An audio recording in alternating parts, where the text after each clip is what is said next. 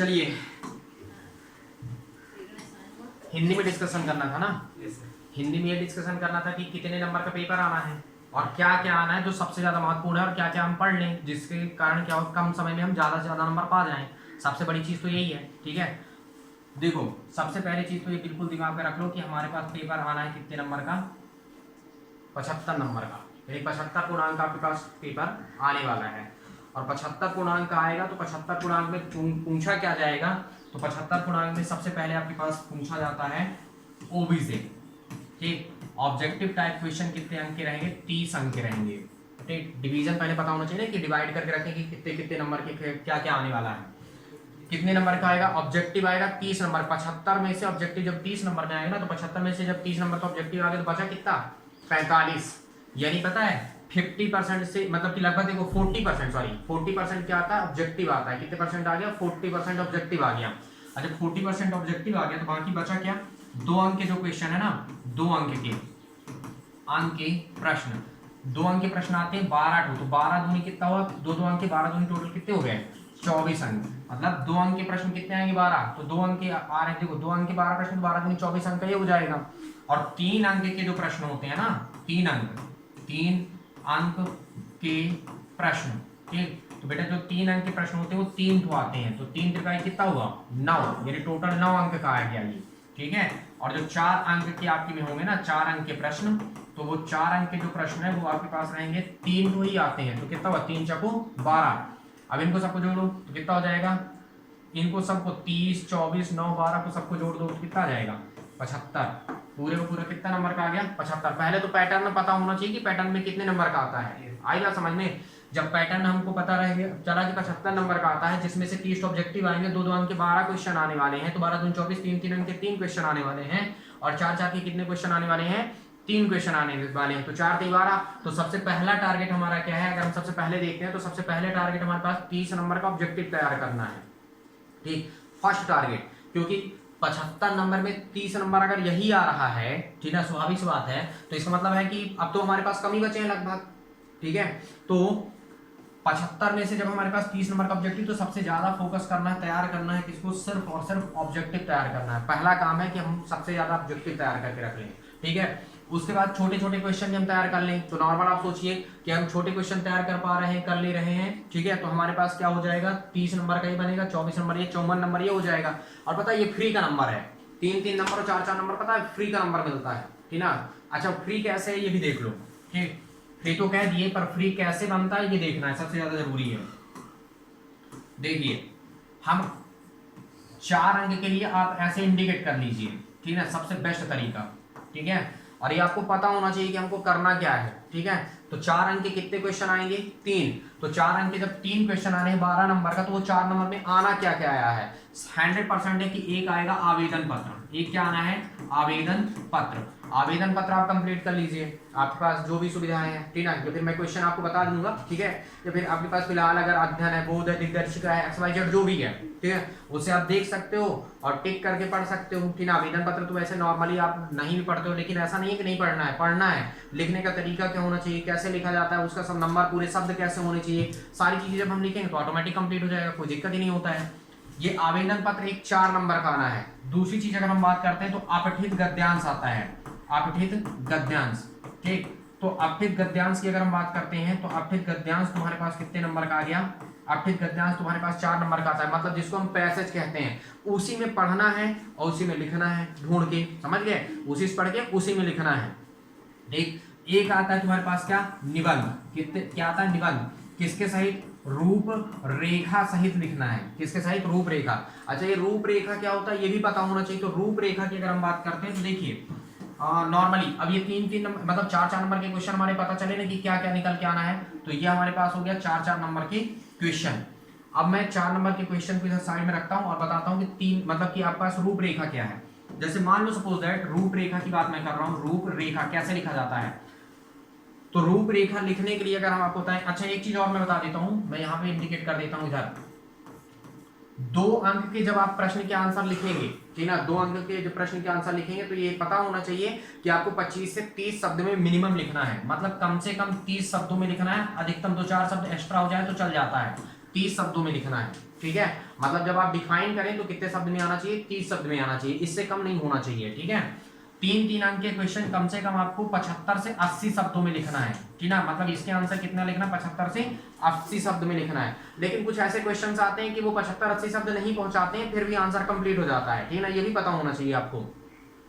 4 अंक के क्वेश्चन के आंसर कम से कम आपको 120 शब्द में लिखना है। कितने में लिखना है, 120 शब्दों में लिखना है। लेकिन ऐसे कोई क्वेश्चन आएंगे नहीं कि जो 120 शब्द पहुंचा डाले, ठीक ना, पर लिखना इतने में होता है। देखो कुछ क्वेश्चन पहुंच भी जाते हैं, नहीं भी पहुंचते हैं आंसर सुन के। जैसे देखो आवेदन पत्र मेरे हिसाब से लगभग 70-80 शब्द में आ जाएगा, कंप्लीट हो जाता है, ठीक ना। अगर आप काउंटिंग करें तो इतने में कंप्लीट हो जाता है। अपठित गद्यांश लगभग मान लीजिए इतने में ही कंप्लीट हो जाता है।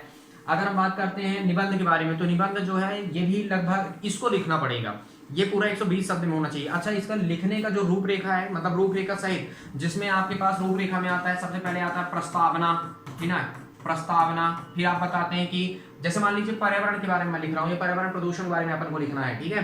तो पर्यावरण प्रदूषण के बारे में लिखना है तो पहले प्रस्तावना बताएंगे, फिर पर्यावरण प्रदूषण क्या है, ठीक है, फिर प्रदूषण के प्रकार, टॉपिक जो उनका लिखते हैं। जैसे प्रस्तावना हो गया पहले नंबर में, फिर आप लिख रहे हैं क्या, प्रदूषण क्या है। मान लो एक हमारे पास क्या हो, प्रदूषण क्या है, ये हो गया, इसके बारे में हम लिखेंगे। तीसरा हमारा रूपरेखा बन गया प्रदूषण के प्रकार, क्या बन गया, प्रदूषण के प्रकार। अगर आप चाहें प्रदूषण के प्रकार के बारे में डिफाइन करिए, नंबरिंग कर दीजिए वहां पे, कि ना ABC करके आप नंबरिंग कर सकते हैं। फिर उसके बाद हमारे पास जैसे मान लेते हैं चौथा नंबर हमको लिखना है प्रदूषण से बचाव, ठीक ना, यानी प्रदूषण कम करने के उपाय, बचाव वगैरह आप लिख दिए। चौथे नंबर में मान लीजिए आ गया। 5वें नंबर में आप क्या लिख दिए, उपसंहार लिख दिए। ऐसे करके आप जब लिखेंगे तो इन टॉपिक्स को लिखते समय ये ध्यान रखना है, जैसे मान लो 5-6 टॉपिक निकले हमारे पास, ठीक है। अगर मान लेते हैं थोड़ी देर के लिए कि हमारे पास 5 टॉपिक निकल के आ रहा है और 5 टॉपिक के बारे में हमको लिखना है, ठीक, तो अगर हम एक टॉपिक में 30 शब्द भी एडजस्ट कर देंगे तो 5 टॉपिक में 5-15 मतलब कि 150 शब्द हो जाएंगे, जो कि 120 शब्द से ज्यादा है, ठीक है। तो हमको ज्यादा उटपटांग नहीं लिखना होता है कि हम ये सोच लिए कि नहीं हम इतने बड़े हिंदी के ज्ञाता हैं कि हो गया, हम वहीं बैठेंगे तो हम हिंदी में पूरा लिख डालते हैं, ठीक ना। आपको शब्द नहीं मिलेगा जब तक आप पढ़ेंगे नहीं, ठीक है। सुटेबल तरीका नहीं मिलेगा कि आपको लिखना कैसे है, ठीक है। तो इसके लिए आपको क्या करना है, विशेषतः आपको क्या करना पड़ेगा, पहले आपको पूरा एक प्लेटफॉर्म तैयार करना पड़ेगा कि हमको किस तरह से पढ़ना है, किस तरह से लिखना है, ठीक है। तो इनके बारे में मेन चीजें लिखनी होती हैं और उसी का आपको नंबर मिलता है, इसके अतिरिक्त किसी का भी नंबर नहीं मिलेगा एक्स्ट्रा, ठीक है। तो ये था आपके पास क्या, रूपरेखा के बारे में। अच्छा, ये सारी चीजें आपको मिल जाती हैं कहाँ, इनके बारे में आप पढ़ सकते हैं फिलहाल परीक्षा बोध अध्ययन दिग्दर्शिका से आप पढ़ सकते हैं, ठीक है। या तो फिर आप बताइएगा, ठीक ना, तो लिखा देंगे, या फिर उनको बोल देंगे, ठीक ना, भैया को तो वो भी लिखा सकते हैं ना, रामगढ़ को बोल देंगे। तो ये हुआ। अब देखो इसके पश्चात 3 नंबर के क्वेश्चन की अगर हम बात करते हैं, ठीक ना, तो 3 नंबर के क्वेश्चन कौन कौन से आते हैं ये भी देख लेते हैं। देखिए 3 अंक के लिए भी आप तैयार कर लीजिए। 3 अंक के लिए आप तैयार करेंगे तो 3 अंक के लिए क्वेश्चंस क्या तैयार होंगे, ध्यान से सुनिए, ठीक।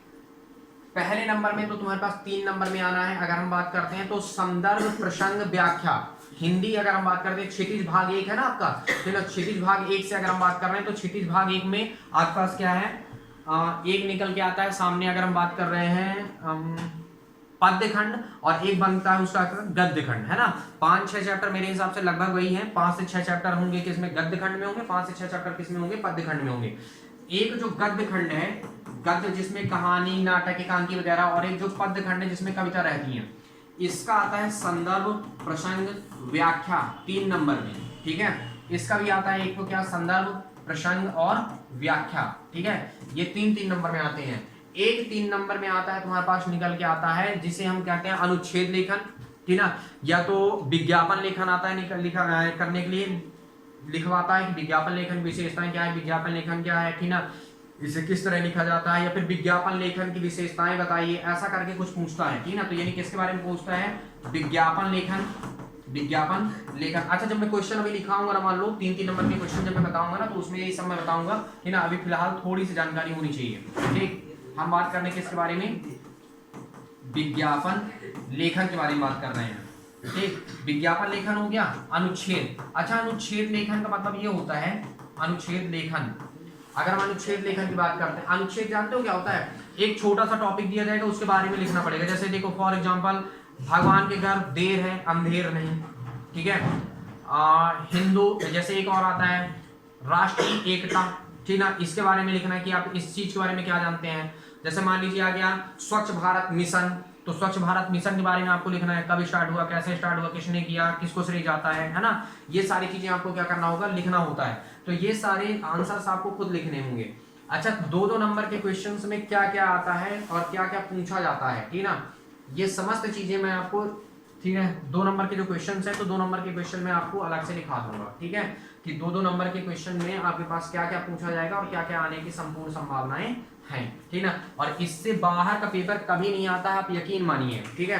हाँ, दूसरी चीज आपके पास 2 नंबर के कुछ क्वेश्चन इस बार जो ऐड होंगे, ठीक ना, क्योंकि ये आपका छमाही पेपर है, ठीक है, होने वाला है, तो छमाही पेपर में जो कुछ क्वेश्चन ऐड होंगे और ऑब्जेक्टिव ऐड होंगे वो आपके ऐड होने वाले हैं ब्रिज कोर्स से, हिंदी के ब्रिज कोर्स से, समझ गए। तो 1-2 क्वेश्चन ही इस बार ऐड होंगे और 2-4 तो मान लीजिए 2-4-5 तो ऑब्जेक्टिव ऐड होंगे, बाकी इस बार ज्यादा कुछ ऐड नहीं होना, बाकी पूरा का पूरा कहां से आना है, कोर्स से आना है। तो देखो पढ़ना क्या था, कुछ नहीं, ना के बराबर, बस समझ बस लो, बस हो गया कि 30 ऑब्जेक्टिव, लेकिन कोर्स से ही पढ़ना पड़ेगा ना। 30 ऑब्जेक्टिव पढ़ेंगे, 4-4 नंबर के क्वेश्चन कैसे 4 से 12 नंबर कंप्लीट करना है, 3-3 नंबर कैसे कंप्लीट करना है, ठीक है। अब रही बात 2-2 अंक के क्वेश्चन, तो 2-2 अंक के क्वेश्चन में कुछ चीजें मैं आपको लिखा दूंगा, जैसे देखो 1-2 अंक का क्वेश्चन आएगा, रस से आएगा, अलंकार से आएगा, छंद से आएगा, ठीक है, एक रस रहेगा, एक अलंकार रहेगा, एक छंद रहेगा, ठीक है ना, एक तुम्हारे पास हिंदी गद्य साहित्य, पद्य साहित्य का रहेगा, एक गद्य साहित्य का रहेगा, ठीक ना, एक 2-2 क्वेश्चन रहेंगे, ऐसे करके काउंटिंग करके फिर मैं आपको पूरे सारे क्वेश्चन से लिखा दूंगा 2-2 नंबर वाले कि कितने क्वेश्चन, यानी आपके पास 12 आने वाले हैं, लगभग 15-20 क्वेश्चन आपने को, ठीक ना, पूरे में पूरा, ठीक ना, उस हिसाब से आपको मेहनत करना है। आएगा समझ में क्या बोला, तो यही था तुम्हारा पैटर्न, ठीक ना। अच्छा सुनो, ये पैटर्न केवल हिंदी बस का नहीं है, ठीक ना, ये सेम पैटर्न बनता है किसका, समस्त 5 विषय का बनता है, सभी में वही आएंगे, 30 ऑब्जेक्टिव आएंगे, 2-2 अंक के 12 क्वेश्चन रहेंगे, 3 अंक के 3 क्वेश्चन रहेंगे, 4 अंक के 3 क्वेश्चन रहेंगे, ठीक है, पूरा पैटर्न। लेकिन ये कि 4 नंबर के वहां कौन से क्वेश्चन पूछे जा सकते हैं, उनकी संभावनाएं अलग है, ठीक ना, अलग अलग सब्जेक्ट में अपन बताएंगे, ठीक, और 3 अंक के वहां पे कुछ और पूछे जाएंगे, ठीक ना, ये चीजें यहाँ पे सिर्फ हिंदी के लिए है। क्लियर हुआ? तो बस आज फिलहाल इतना ही, और बाकी मिलते हैं नेक्स्ट डे। तो थैंक यू डियर।